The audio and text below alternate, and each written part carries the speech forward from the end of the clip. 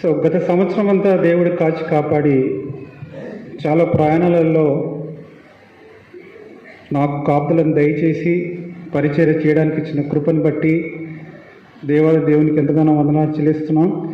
ఈ నూతన సంవత్సరంలో మొదటిసారి మీ ముందు పరిచర్య చేయడానికి దేవుడు నాకు ఇచ్చిన కృప కొరకై సమస్త ఘనత మహిమ ప్రభావము దేవునికి చెల్లునుగాక. అందరము తలలోంచి కొద్దిసేపు మనం మౌనంగా ఉందాం.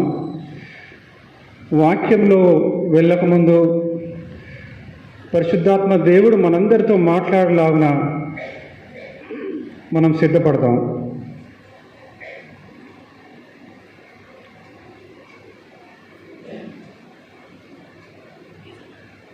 ప్రభువా, ఈ ఆదివార దినాన సంఘంలో చేరి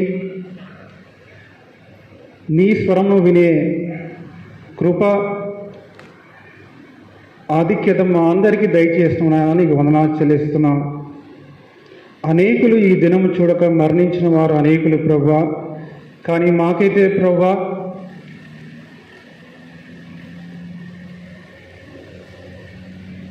నీవిచ్చిన కృప, నడిపింపు, సహాయము మమ్మల్ని అందరినీ సజీవులకులో ఉంచి ఈరోజు సంఘంలో చేర్చిన దాన్ని బట్టి మనం నాకు చెల్లిస్తున్నాం. అయోగ్యుడను బలహీనుడను ప్రభువా, నాయన నీ యొక్క స్వరాన్ని వినిపింపచేసి చేరి వచ్చిన ప్రతి ఒక్కరితో నాయన నీ ఆత్మ ద్వారా మాట్లాడి జీవితాలు మారునట్లుగా ప్రభువా ప్రతి ఒక్కరిని ఆశీర్వదించవలసిందిగా ప్రార్థిస్తూ కొద్ది నపములు ప్రభు అయిన యేసుక్రీస్తునామని ప్రార్థించి వేడుకుంటున్నాను తండ్రి, ఆమేన్. ఒక పాస్టర్ ఒక గృహానికి దర్శించడానికి వెళ్ళినప్పుడు తల్లిదండ్రులు ఒక ప్రేయర్ రిక్వెస్ట్ చెప్పడం జరిగింది. మా ప్రేయర్ రిక్వెస్ట్ అంటే, పాస్టర్ మా బాబు కొరకు ప్రార్థించండి. ఏమని ప్రార్థించాలి అని అడిగినప్పుడు తల్లిదండ్రులు చెప్పిన ప్రార్థన అవసరత ఏంటంటే, స్కూల్లో సరిగా హోంవర్క్ చేయడు పాస్టర్ గారు, ఇంటికి వచ్చినప్పుడంతా ఏడుస్తూ వస్తుంటాడు, ఎందుకంటే హోంవర్క్ చేయనందుకు టీచర్స్ కొడతారు కాబట్టి. సాయంత్రం వచ్చిన తర్వాత ఆడుకోవడానికి పోయినప్పుడు స్నేహితులతో కూడా కొట్లాడి వస్తాడు, మళ్ళీ ఏడ్చుకుంటూనే వస్తాడు. మళ్ళీ ఇంటికి వచ్చిన తర్వాత ఇంట్లో ఉండే అక్కతో తమ్మునితో కొట్లాడతాడు, మళ్ళీ ఏడుస్తూనే ఉంటాడు. ఎప్పుడు సంతోషంగా ఉంటాడంటే ఆదివారం సండే స్కూల్కి పోయినప్పుడు మాత్రం సంతోషంగా ఉంటాడు పాస్టర్ గారు అని చెప్పినాడంట. సరే నేను ప్రేయర్ చేస్తాను, కానీ మీ బాబు పేరు ఏం పేరు అంటే, మా బాబు పేరు హ్యాపీ. ఏం పేరు? హ్యాపీ. అమ్మ ఇక్కడ ఎవరికి కూడా హ్యాపీ అనే పేరు లేదు కదా, నేను ఎవరి పేరైనా ఉంటుందేమో అని కొంచెం ఆలోచించి ఈ పేరు నిర్ణయించుకున్నాను. సంతోష్ అనేది చాలా మంది పేర్లు ఉంటుంది. సంతోష్ ఎవరు లేరు కదా ఇక్కడ? సంతోష్ రాలే చర్చికి ఈరోజు. వచ్చినాడు సంతోష్. పాస్టర్ చెప్పినట్టు నేను ప్రార్థన చేస్తాను, కానీ మీ బాబు పేరు హ్యాపీ అని అంటున్నారు, నిజమేనా అంటే, అవును పాస్టర్ గారు, ఆయన పేరు హ్యాపీయే, ఆ బాబు పేరు. మన క్రైస్తవ జీవితంలో కూడా ఆదివారం సంఘానికి వచ్చినప్పుడు మాత్రం మనం నవ్వుకుంటూ వస్తాం, సంతోషంగా ఉంటాం, బయట స్నేహితులతో సంతోషంగా ఉంటాం, ఉద్యోగానికి వెళ్ళినప్పుడు మన జత పని వారి మధ్యలో సంతోషంగా ఉంటాం, చాలామంది ఉన్నప్పుడు సమాజంలో కూడా సంతోషంగా కనిపిస్తాం. కానీ మనం ఇంటికి వెళ్ళిన తర్వాత మన వ్యక్తిగత జీవితంలో నిజమైన సంతోషం కలిగి ఉన్నామా, దేవుడు అనుగ్రహించే సంతోషాన్ని కలిగి ఉన్నామా అనేదే నా అంశం ఈరోజు. యెహోవా యందు ఆనందించుట, the joy of the Lord. మనం క్లుప్తంగా కొన్ని వచనాలు పాత నిబంధన గ్రంథంలో చూసి ముందుకు వెళ్దాం. అనేక వచనాలు ఉన్నాయి బైబిల్లో యెహోవా యందు ఆనందించుట, సంతోషించుట గురించి రాయబడింది. కొన్ని వచనాలు క్లుప్తంగా చూద్దాం. ఆ వచనాలు చూడకముందు కొన్ని అంశాలు ఈ స్లైడ్కి ముందు కొంచెం మీకు దీని గురించి చెప్పాలి. ఐక్యరాజ్య సమితి వాళ్ళు ఒక ప్రాజెక్టు వాళ్ళు నడిపించినారు. ఐక్యరాజ్య సమితి అంటే యునైటెడ్ నేషన్స్. వాళ్ళు ఏం చేస్తారంటే ఆ ప్రాజెక్ట్ యొక్క ఉద్దేశం ఏంటంటే ప్రపంచ దేశాలలో కొన్ని అంశాలు తీసుకొని, అంటే ఉద్యోగ అవకాశాలు, జీవిత విధానం, తర్వాత అక్కడ ఉండే ఒక్కొక్కరి ఆర్థిక పరిస్థితి, ఈ విధంగా కొన్ని అంశాలు తీసుకొని అధ్యయనం చేసి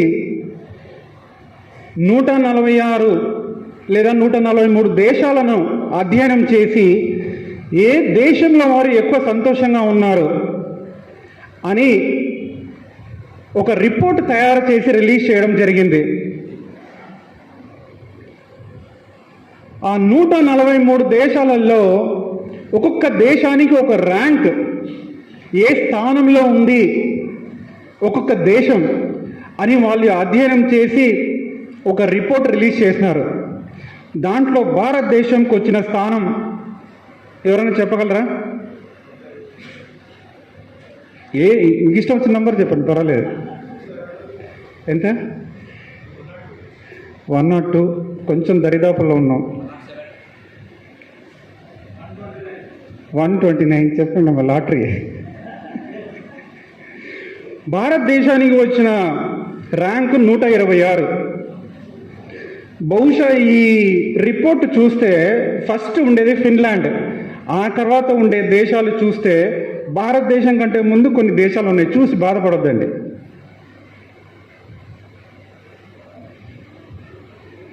మీరు వార్తలు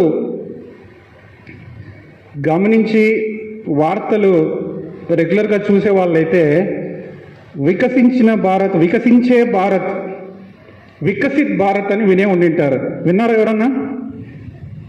మరి ఎంత వికసిస్తుందో ఇక్కడ చూడవచ్చు మనం.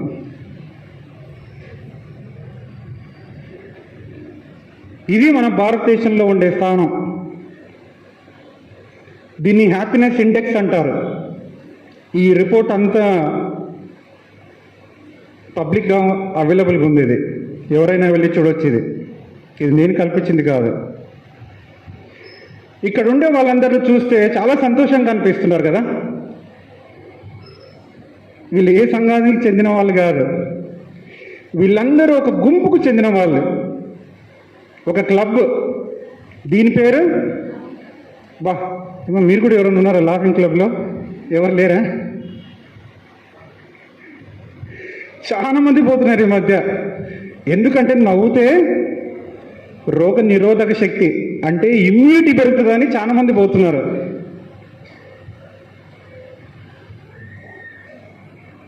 నవ్వుతాం, నవ్విస్తాం.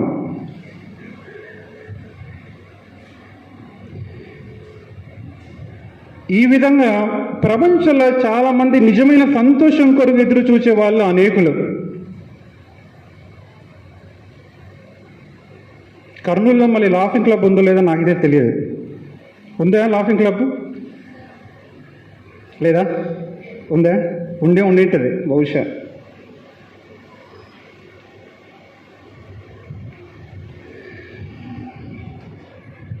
ఇది మన భారతదేశంలో జరిగే సంతోషం కొరకు చాలా మంది ప్రయాసపడే అనేక విధానాలు మనం చూసినాం.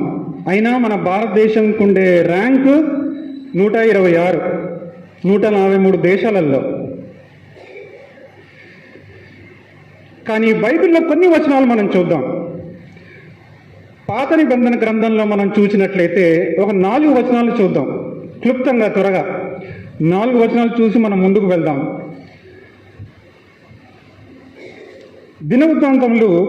ద్వితీయోపదేశ కాండము 16వ అధ్యాయము 11వ వచనం. తీసిన వాళ్ళు ఎవరైనా చదవండి.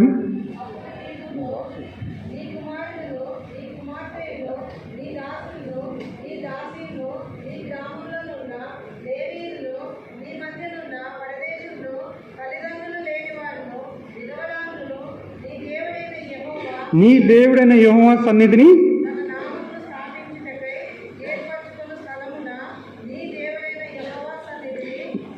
నీ దేవుడైన యెహోవా సన్నిధిని సంతోషింపవలెను.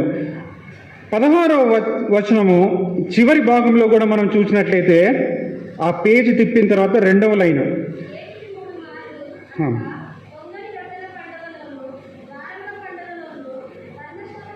సారీ 15వ వచనం. ఇది 16 అని రాయబడింది, 15.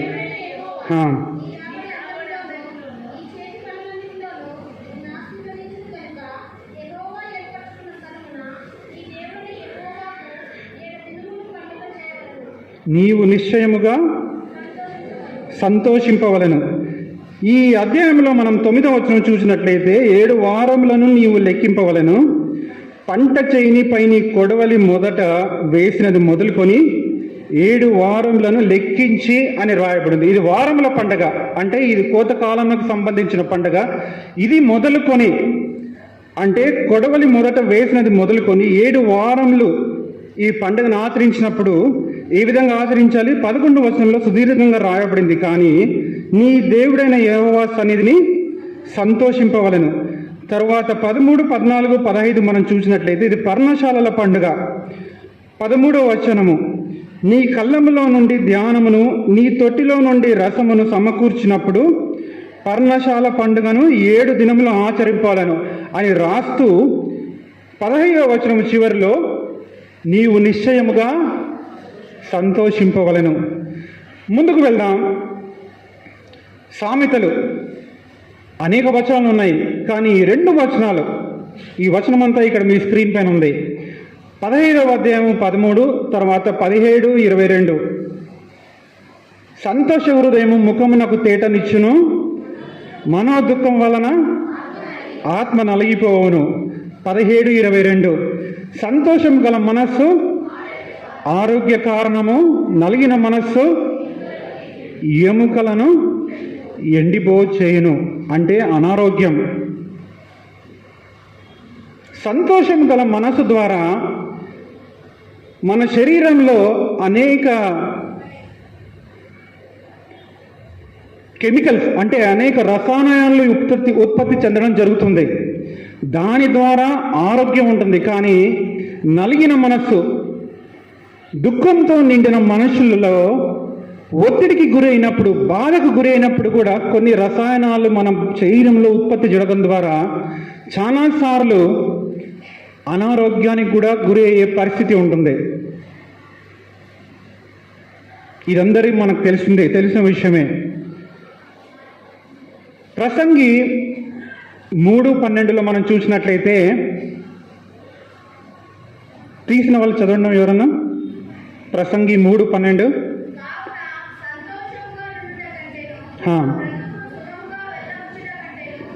శ్రేష్టమైనది ఏదియో నరులకు లేదని నేను తెలుసుకొంటిని. ఈ ప్రసంగిలో మొదటి అధ్యాయం 1వ వచనంలో మనం చూసినట్లయితే అంతా వ్యర్థమని 4 సార్లు రాయబడింది. వ్యర్థమే వ్యర్థమే, అంతా వ్యర్థమే, ప్రతిదీ వ్యర్థమని రాస్తూ 3వ అధ్యాయం 12వ వచనంలో ఈ విధంగా రాయబడింది. జీవితంలో సంతోషంగా ఉండటం కంటే అతి ప్రాముఖ్యమైనది ఏదీ లేదు.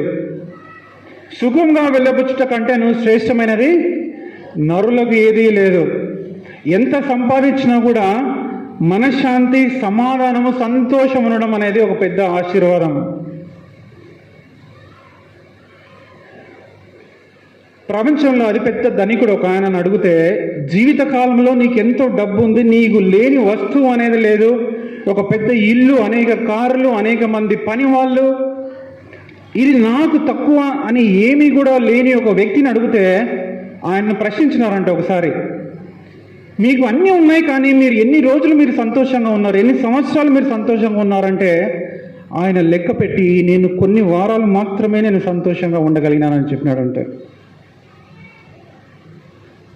ఈ లోకంలో సంతోషంగా నుండి కంటే తమ బ్రతుకు సుఖముగా వెళ్ళబుచ్చుట కంటే శ్రేష్టమైనది మరి ఏదీ లేదు.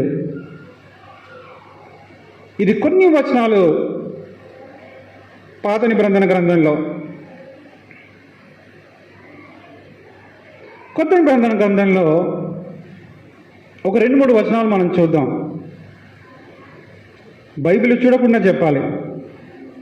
ఫిలిప్పీలు 4:4.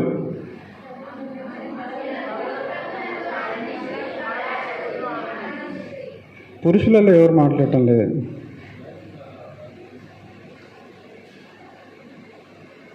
యవనస్తులకు కంటత రావాలి. ఇవి చిన్నప్పటి నుండి మనం విని ఉంటాం.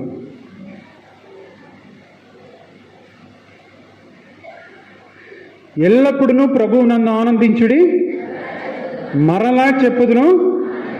నాకు ఈ వచనం చదివినప్పుడు ఈ మరలా చెప్పుదును అనే ఈ పదం పైన నా దృష్టి ఉంచినప్పుడు నేను బైబిల్లో కొంచెం వెతకడం జరిగింది.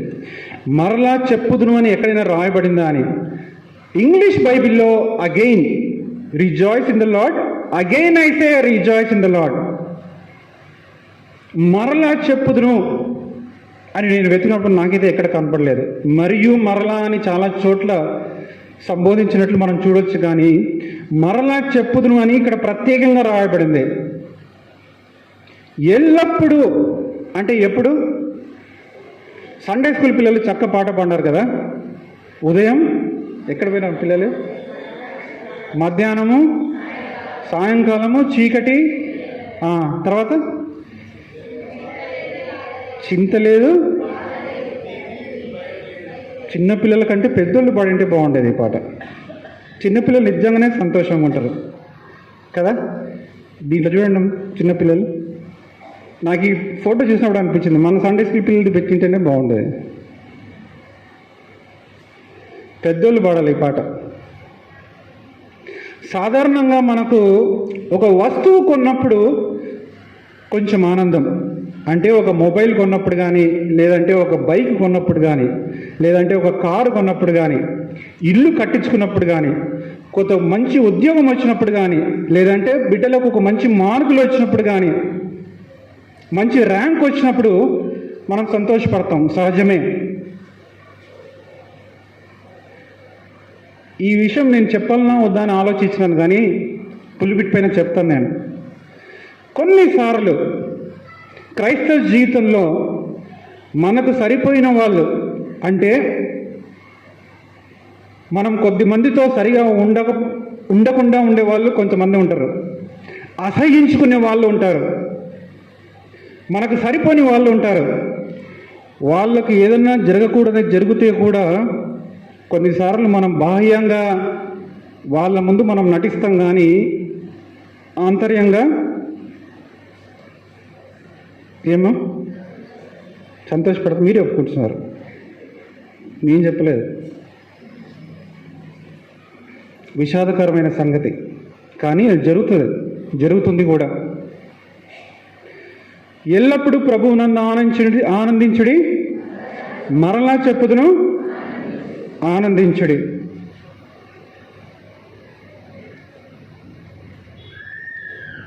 మొదటి తెస్సలోనికైలు తీయొద్దు బైబిల్ 5:16. ఇది కూడా చూడకుండా చెప్పండి.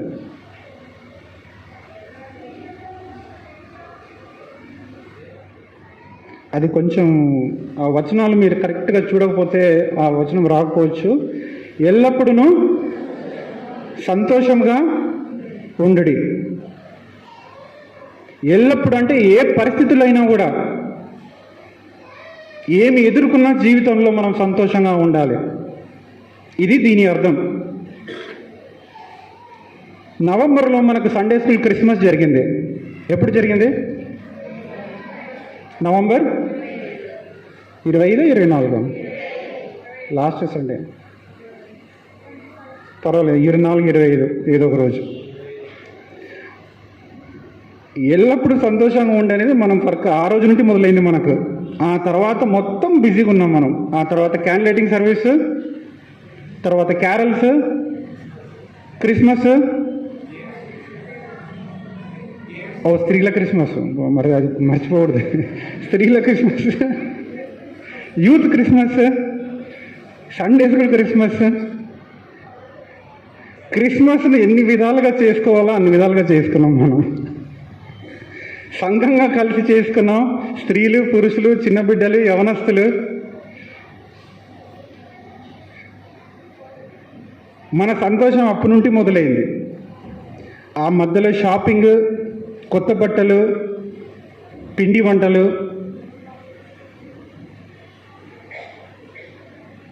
తర్వాత వాచ్ నైట్ సర్వీస్ 31 రాత్రి.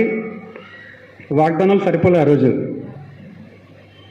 మన చర్చిలో అదే మనకేం పంచినా కూడా ఎప్పుడు తక్కువనే, మనకు డైరీల దగ్గర నుండి. సంతోషంగా గడిపినాం మనం.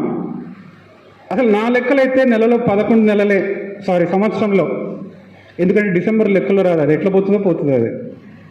అంత బిజీగా ఉంటాం మనం. ఒక కార్యక్రమం తర్వాత ఇంకో కార్యక్రమం, ఒక ప్రోగ్రాం తర్వాత ఇంకో ప్రోగ్రాం. ఈ కొత్త సంవత్సరంలో ఈరోజు 19th డే. ఆ సంతోషాన్ని నిజంగా మనం కలిగి ఉన్నామా ఇంకా ఈరోజు? దేవుడు అనుగ్రహించు సంతోషాన్ని, ఆనందాన్ని. డిసెంబర్లో అనేక సందేశాలు మనం విని ఉంటాం. క్రిస్మస్ రోజు, క్రిస్మస్కు ముందు, క్రిస్మస్కు తర్వాత నిజంగా మన జీవితాలను మనం పరీక్షించుకొని దేవుడు అనుగ్రహించే సంతోషాన్ని మనం కలిగి ఉండి ప్రభువునందు ఆనందిస్తున్నామా మనం?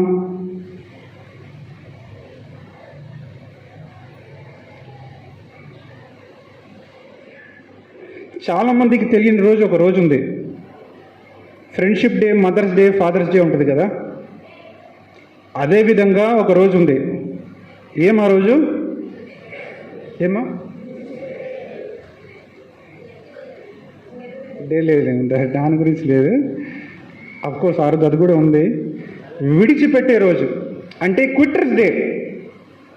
క్విట్టర్స్ డే అంటే ఏంటంటే, మనం చాలా తీర్మానాలు చేసుకుంటాం కదా. జనవరి 1 ఈ రోజు నుండి ఏం చెప్పాలి మీ తీర్మానాలు? ఎవరు తీర్మానం చేసుకోలేదమ్మా? నేను పోయేటప్పుడు మీ డైరీ చెక్ చేస్తాను. నేను బైబిల్ క్రమంగా చదువుతాను, ప్రార్థన చేసుకుంటాను, ఒక కొత్త బుక్ చదువుతాను, లేదా జిమ్కు వెళ్తాను. జిమ్ అంటే ఎక్సర్సైజ్, వ్యాయామం. మీరు ఎవరు తీర్మానం చేసుకోలేరు కొత్త సంవత్సరంలో? అది చెప్పడానికి మీరు ఆలోచిస్తున్నారు. యవనస్తులు చేసుకుని ఉంటారు ఖచ్చితంగా. ఏమా చేసుకోలేదేం తీర్మానం?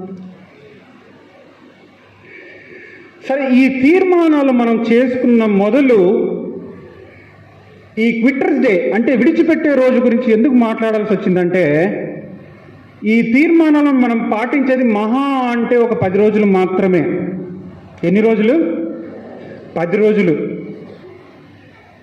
అంటే సగటున ప్రపంచంలో అందరూ ఏ తీర్మానం తీసుకున్నా జనవరి 1వ తేదీ మహా అంటే 10 రోజులు మాత్రమే దాన్ని పాటించగలరు అని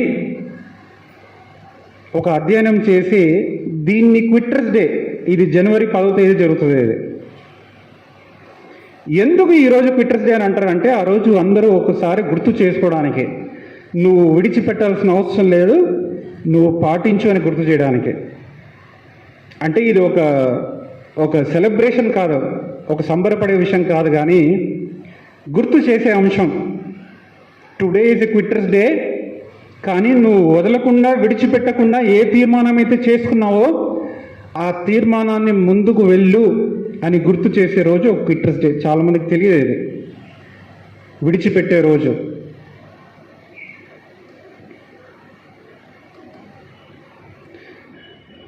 రెండు 2024వ సంవత్సరంలో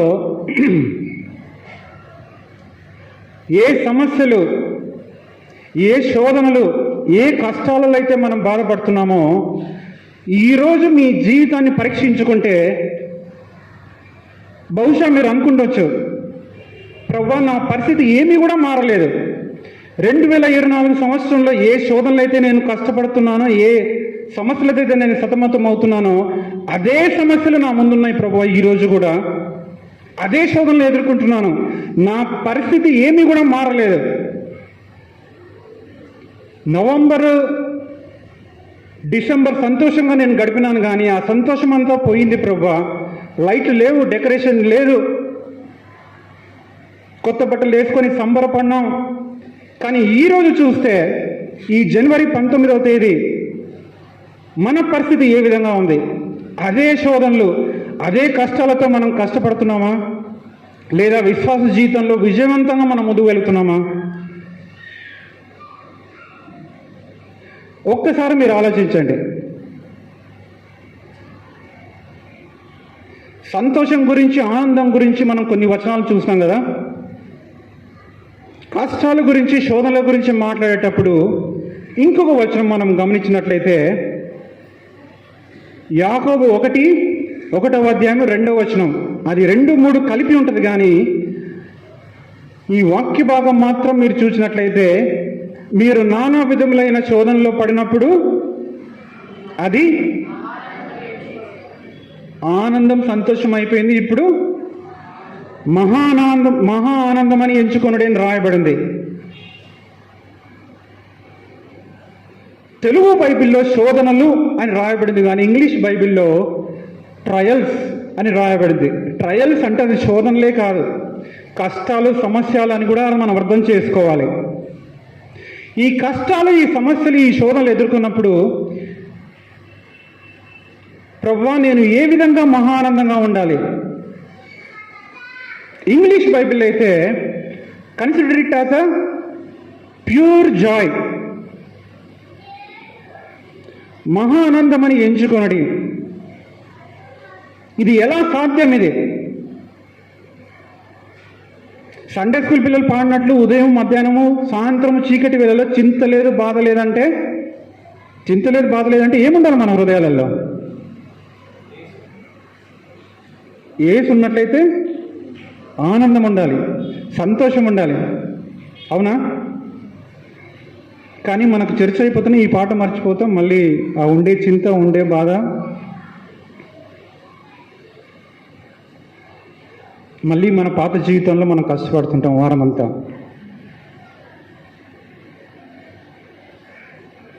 వర్షిప్లో కూడా ఒక మంచి పాట పాడినాం,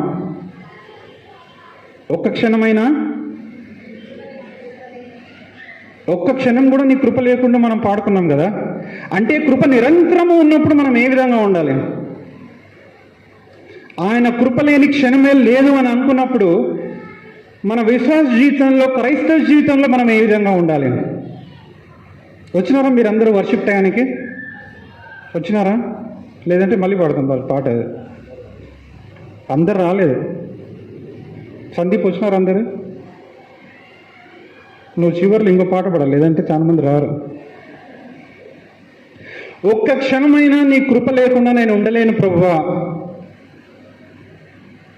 అది మనం పాట పాడుతుంది. రాని వాళ్ళ కొరకు చెప్తున్నాను నేను. ఉదయం మొదలుకొని రాత్రి వరకు 24 గంటలు చింత లేదు, నాలో యేసు ఉండనని పాడుకున్నాం. ఒక్క క్షణమైనా నీ కృప లేనిది నేను బ్రతకలేను ప్రభువా అని పాడుకున్నాం. అంటే మన హృదయాలలో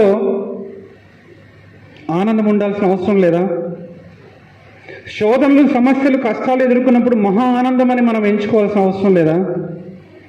కానీ ఏ విధంగా సాధ్యం ఇది? క్రైస్తవులకు మాత్రమే ఈ వాక్యం. అన్య మతాలలో పాటించే గ్రంథాలలో ఏం రాయబడిందో నాకైతే తెలియదు, కానీ ఒక గొప్ప ఆధిక్యత,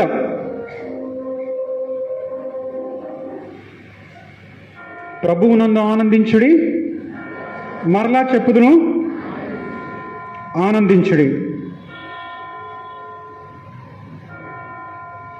కానీ అది కేవలం పాట వరకే పరిమితం అవుతుంది.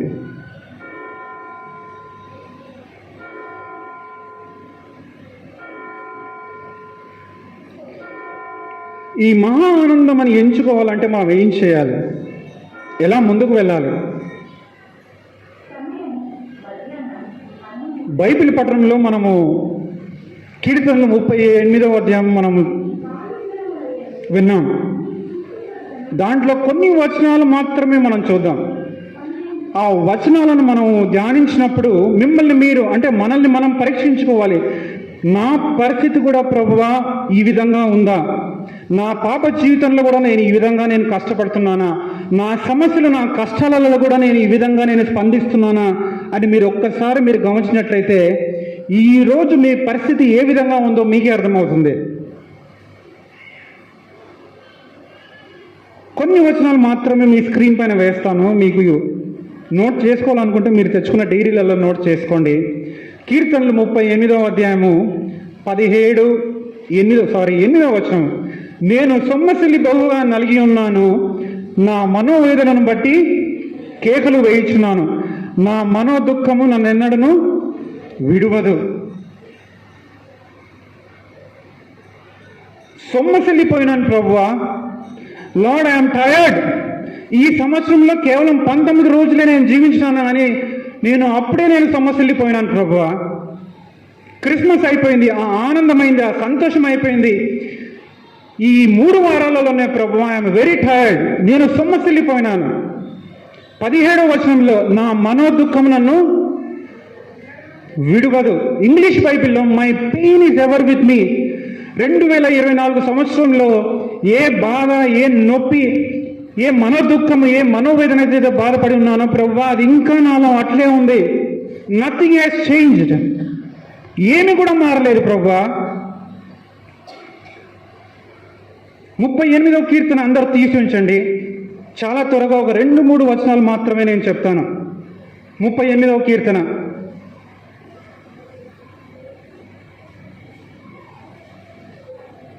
ప్రభు సంస్కారం ముందు కూడా బల్లలో పాల్గొనక ముందు మన పాస్టర్ గారు కూడా ఒక మంచి వచనం చెప్పినారు. 25:11 తీయాల్సిన అవసరం లేదు. నా పాపం బహు ఘోరమైన పాపం. ఇక్కడ మనం చూసినట్లయితే 3వ వచనము 2వ భాగము, నా పాపమును బట్టి నా ఎముకలలో స్వస్థత లేదు. 4 మొదటి భాగము, నా దోషములు నా తల మీదుగా పొర్లి ఉన్నవి.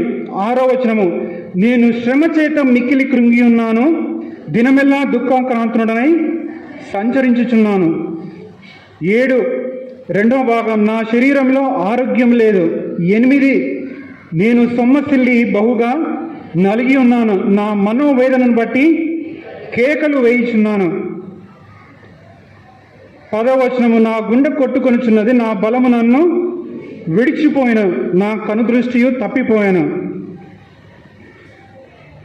17 నేను పడిపోయినట్లున్నాను, నా మనోదుఃఖము నన్నెన్నడను విడువదు. ఒక్కసారి ఈ వచనాలు మనం చూసినాం. మన ఒక్కొక్కరి జీవితంలో మనం ఒక్కసారి ఆలోచించుకోండి. 2024 సంవత్సరంలో ఇదే పరిస్థితి ఉన్నాం. మనము క్రిస్మస్ జరుపుకున్నాం, కొత్త సంవత్సరంలో అడుగు పెట్టినాం, దేవుని వాక్యం నుండి వాగ్దానాలు కూడా పొంది ఉన్నాం. కానీ ప్రభువా, నా మనోదుఃఖం నుండి నాకు విడుదల కలిగి ఉందా లేదా అని మీరు ఒక్కొక్కరు మీ జీవితాలను పరీక్షించుకోవాలి.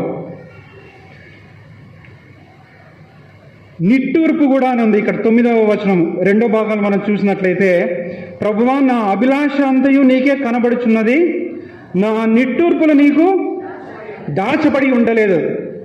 నిరాశ, నిట్టూర్పు, మనోదుఃఖము, మనోవేదన, నాలో ఆరోగ్యం లేదు ప్రభువా, నేను దినమెల్లా దుఃఖాక్రాంతులనై ఉన్నాను. ఇది మన పరిస్థితి. ఈ కొత్త సంవత్సరంలో, ఈ 19 రోజులలో ఇది మన అనుభవమా? ఇంకా అదే సమస్యలతో, అదే శోధనతో కింద మీద పడి సమస్యలతో సతమతమవుతున్నామా? ఒక్కసారి మీరు పరీక్షించుకోవాలి.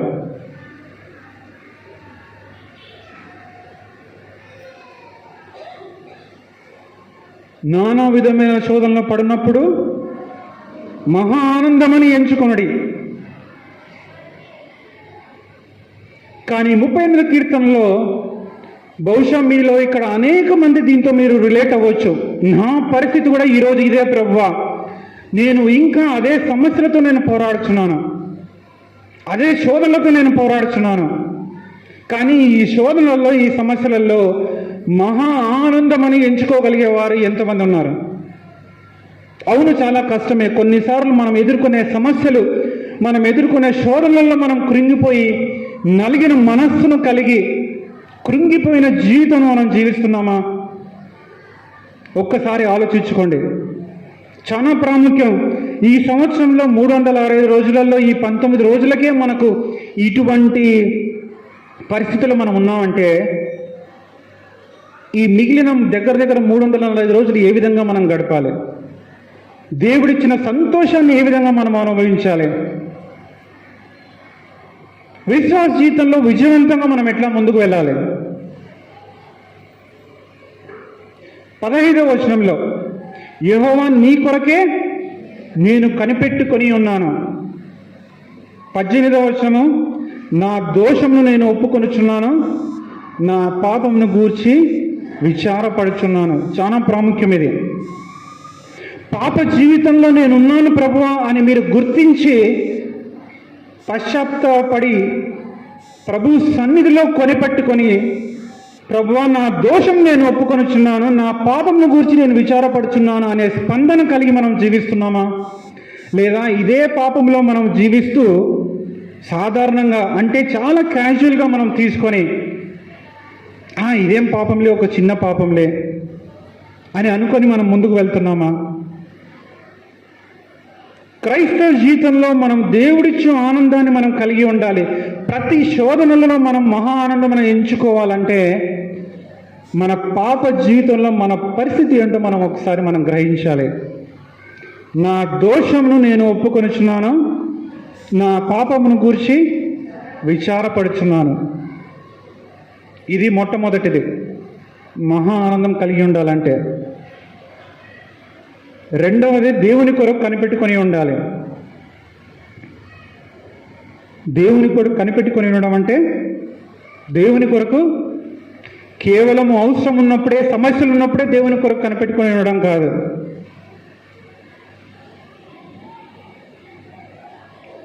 ఎల్లప్పుడూ ప్రభువునందు ఆనందించుడి అంటే ఎప్పుడు కనిపెట్టుకొని ఉండాలి?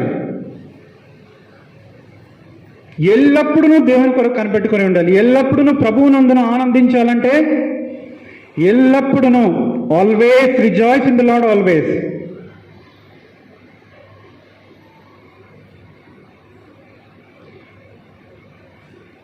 దీంట్లో ఉండే స్థలానికి నేను వెళ్ళే సంఘ యవనస్తులతో ఇక్కడికి రిట్రీట్ జరగడం వెళ్ళింది. ఇది చెన్నై నుండి మహాబలిపురం సైడ్, అంటే దగ్గర దగ్గర ఒక 65 కిలోమీటర్ల దూరం. ఒకరోజు రిట్రీట్, ఉదయం వెళ్ళి సాయంత్రం వచ్చినాం. అందరికీ ఒకే బస్సు ఏర్పాటు చేయడం జరిగింది. ఈ 65 కిలోమీటర్లు వెళ్ళడానికని ఒక డ్రైవర్ బస్సు తీసుకొని వచ్చినాడు. ఆ డ్రైవర్ తన 2 చిన్న బిడ్డలను తీసుకొని వచ్చినాడు. బహుశా వాళ్ళు ఎల్కేజీ యూకేజీ చదువుతుండొచ్చు.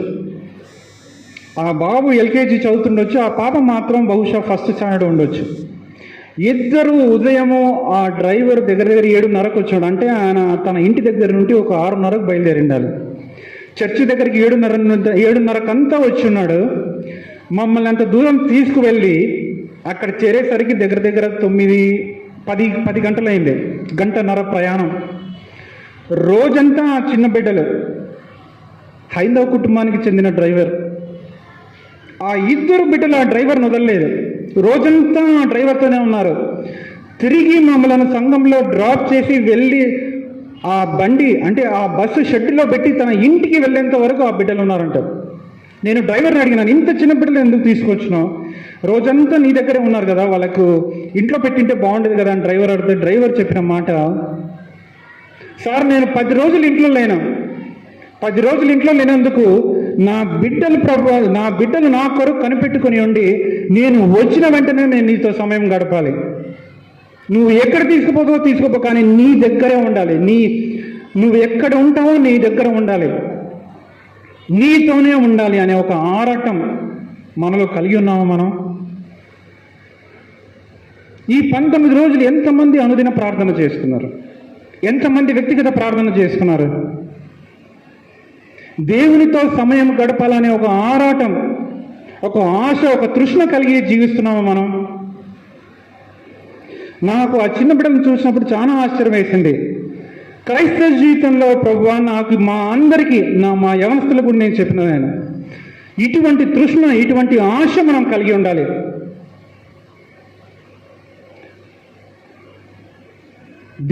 దేవునితో, పరలోక తండ్రితో మనం సహవాసం గడిపిన వారమై ఉంటున్నామా? ఈ 19 రోజులు మీరు ఒక్కసారి మిమ్మల్ని మీరు పరీక్షించుకోండి. యెహోవా కొరకు ఎదురు చూచువారు ఎదురు చూస్తున్నారు. నూతన బలం ఉందా మనకు?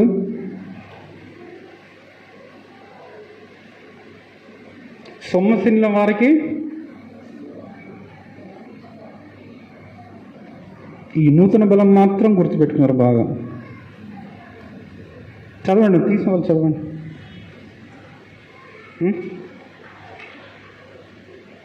యెషయా 40:29.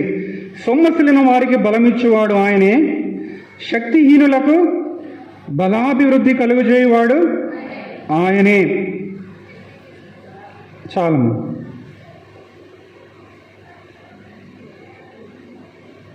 సొమ్మసిల్లిపోయినాను ప్రభా ఈ నూతన సంవత్సరంలో. Lord, I'm already tired. నా సమస్యలు, నా శోధనలతో నేను సొమ్మసిల్లిపోయినాను. నాలో బలం లేదు ప్రభువా, నాలో ఆరోగ్యం లేదు, నేను క్షీణించిపోతున్నాను ప్రభువా. నా మనోదుఖము, నా మనోవేదన, నా నిట్టూర్పుతో నేను కృంగి ఉన్నాను ప్రభువా.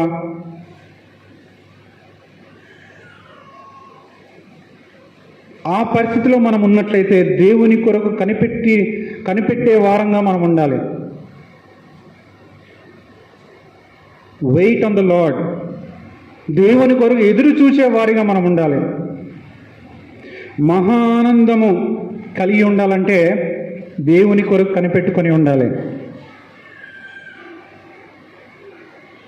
ఈ కీర్తన 38వ అధ్యాయము దావీదు తన పాపం గురించి రాసినాడు.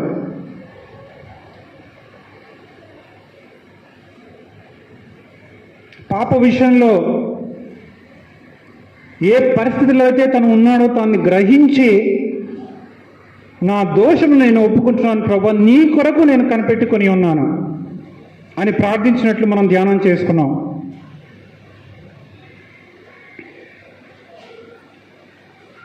కానీ మన విశ్వాస జీవితంలో మనం ఎదుర్కొనే పోరాటాలలో మనం ఎట్లా ముందుకు వెళ్ళాలి? మనం ఎదుర్కొనే కష్టాలలో, మనం ఎదుర్కొనే సమస్యలలో మనం ఎట్లా ముందుకు వెళ్ళాలి? నెహెమయా 4వ అధ్యాయము 17వ వచనము తీసిన వాళ్ళు చదవండి.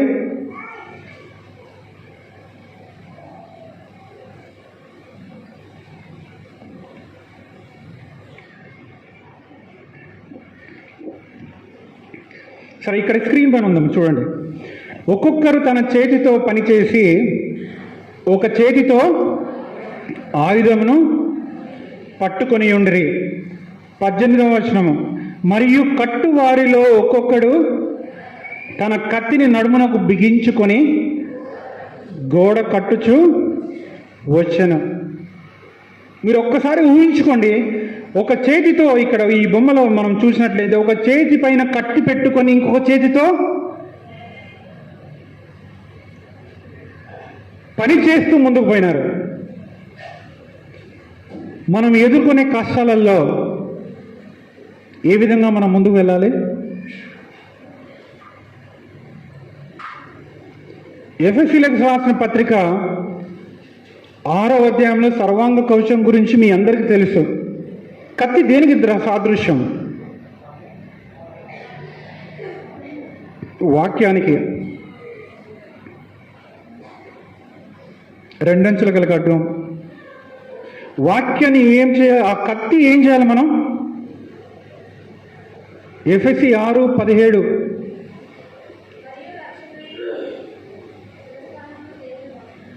చదవండి.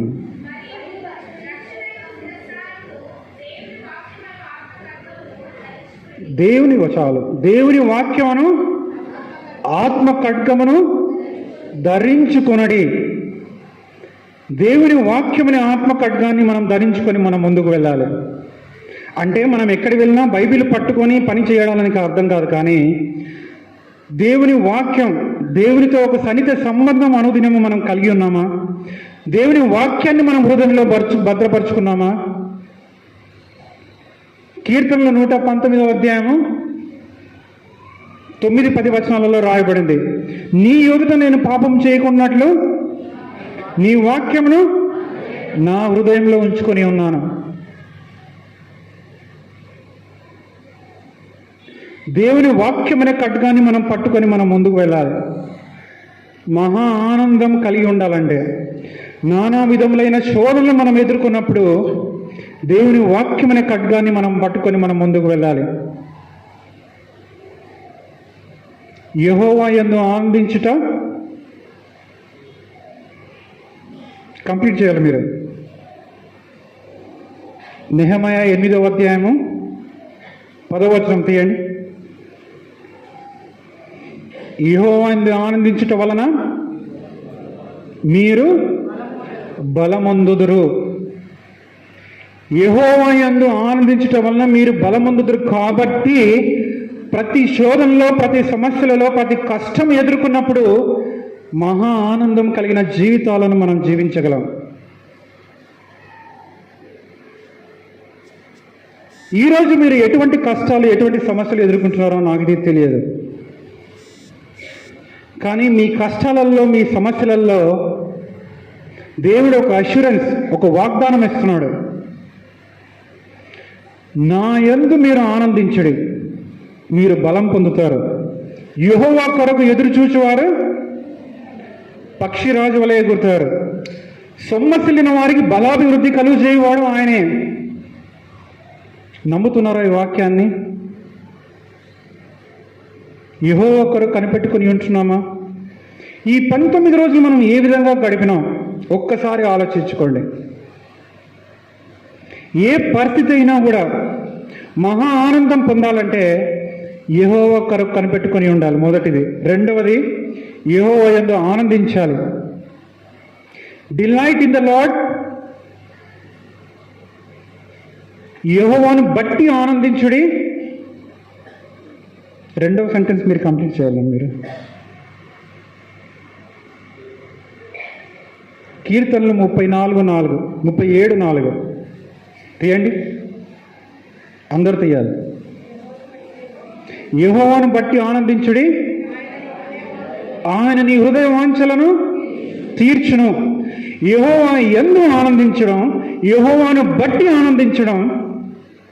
యెహోవా యందు ఆనందించడం వలన మీరు బలమొందుదురు. యెహోవాను బట్టి ఆనందించడం వలన మీ హృదయ వాంఛలను తీర్చును. ఆనందిస్తున్నాము మనం ప్రతిరోజు ఆయన సన్నిధిలో, లేదా కేవలం సంఘానికి వచ్చినప్పుడు మాత్రమే బాహ్యంగా మనం సంతోషంగా ఉండి వెళ్ళిపోతున్నామా? అదే మన దుఃఖం, అదే మనోవేదన, అదే నిట్టూర్పుతో కృంగిన జీవితం మనం జీవిస్తున్నామా? ఒక్కసారి ఆలోచించుకోండి.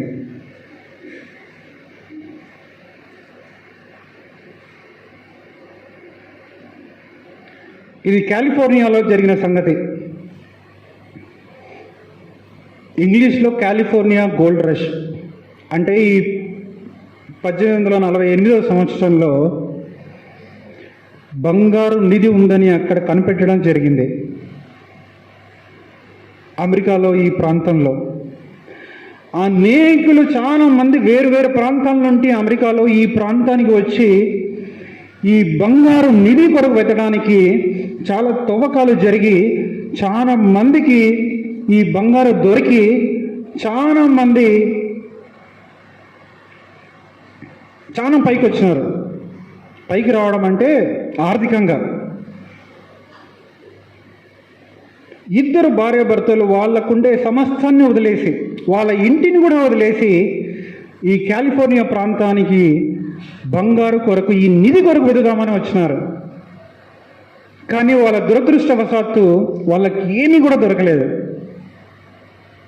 కృంగి కృషించి వాళ్ళు యూరోప్లో వెళ్ళిపోయినారు.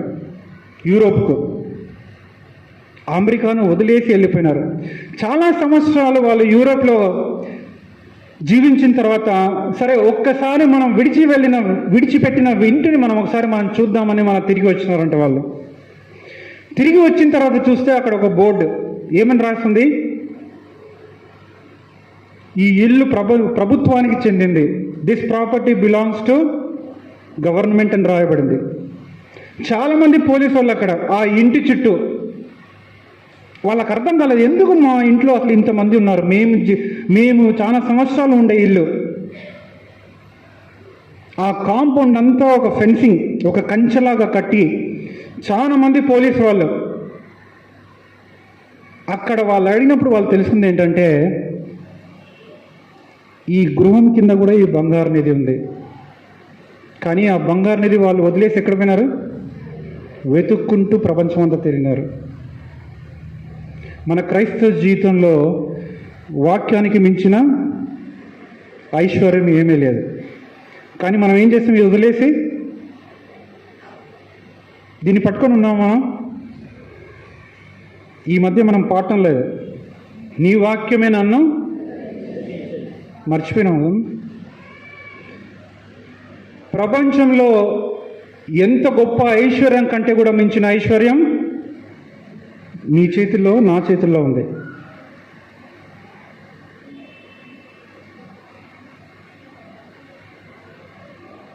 చదువుతున్నామా ప్రతిరోజు వాక్యాన్ని?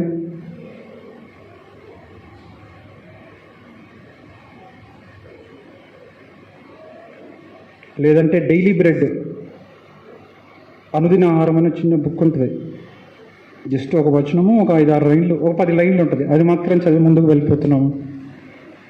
అది చదివిన వాళ్ళు కూడా ఉండొచ్చు ఇక్కడ. ప్రపంచానికి మించిన ఐశ్వర్యం కంటే అతి గొప్ప ఐశ్వర్యం క్రైస్తవుల చేతుల్లో ఉంది.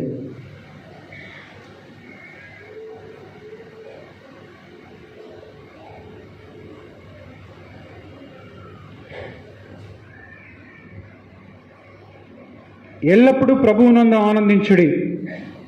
మరలా చెప్పుదును, ఆనందించుడి. ఇంకొక 5 నిమిషాల్లో నా సందేశం నేను ముగిస్తాను. కానీ నేను ఏ విధంగా నేను ముందుకు వెళ్ళాలి? నా విశ్వాస జీవితంలో నేను విజయవంతంగా నేను జీవించాలి ప్రభు అంటే మనం ఏ విధంగా మనం ముందుకు వెళ్ళాలి? ఎల్లప్పుడూ నేను ఆనందించాలి. నా శోధనలు, నా సమస్యలు నేను ఎదుర్కొన్నప్పుడు మహా ఆనందంతో నేను ముందుకు వెళ్ళాలి. అది ఏ విధంగా సాధ్యం?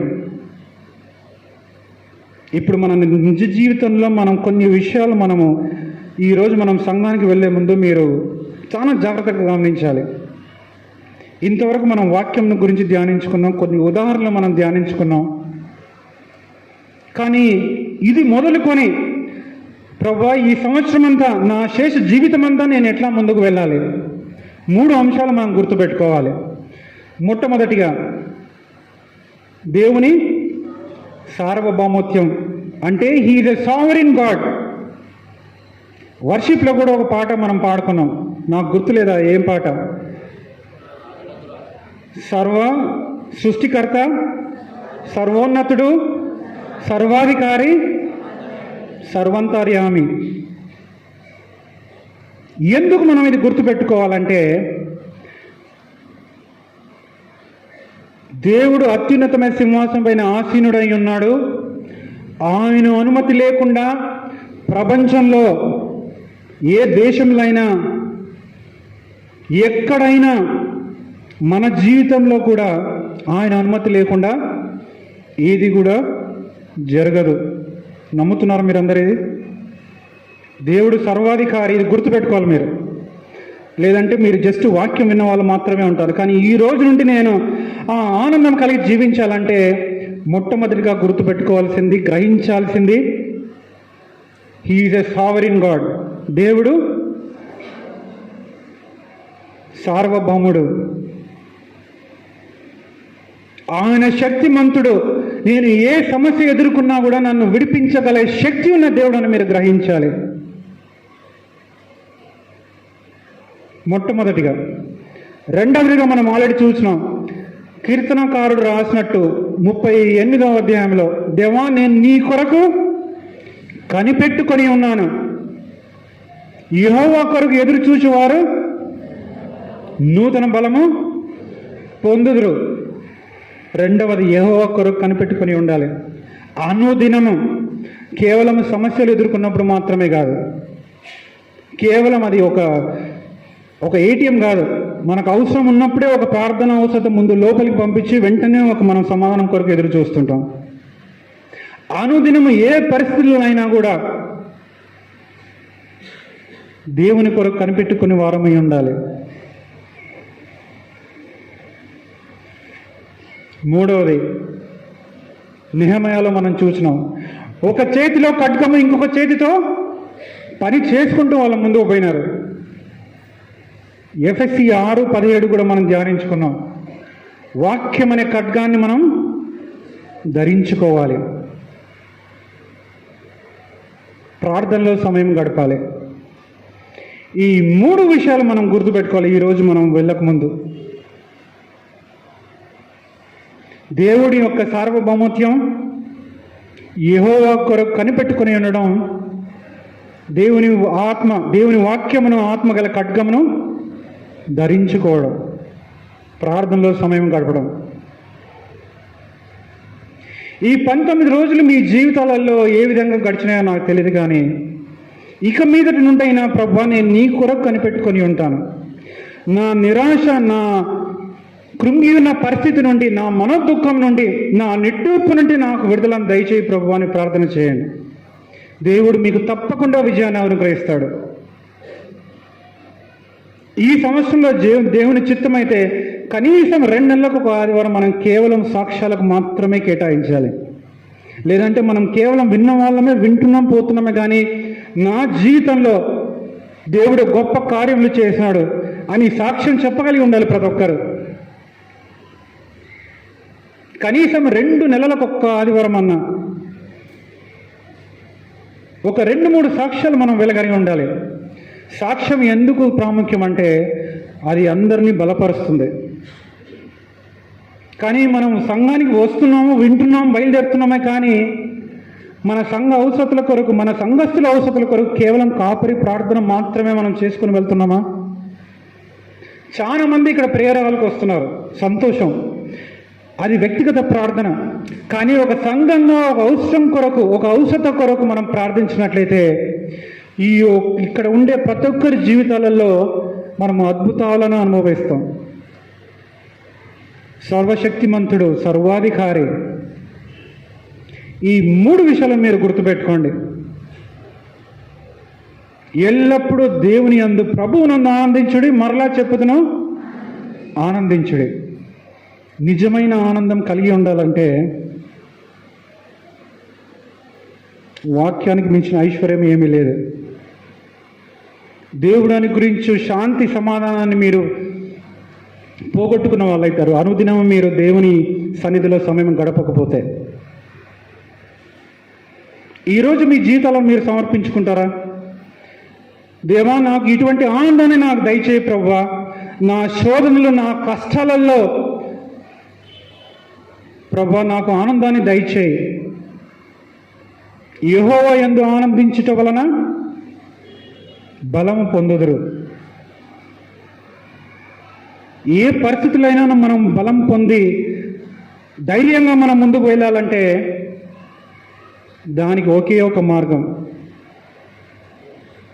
వాక్యము, ప్రార్థన, దేవుని కొరకు కనిపెట్టుకుని ఉండడం.